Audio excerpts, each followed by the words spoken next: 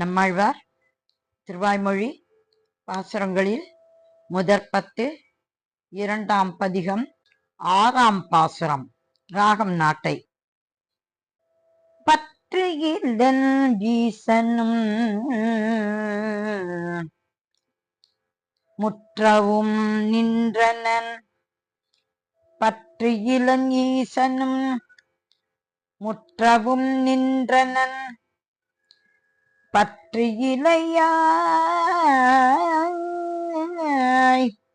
அவன் முற்றில் அடங்கே, பற்று இலையாய் அவன் முற்றில் அடங்கே, பற்று இளன் ஈசனும் முற்றவும் நின்றனன், பற்று இலையாய் அவன் முற்றில் அடங்கே.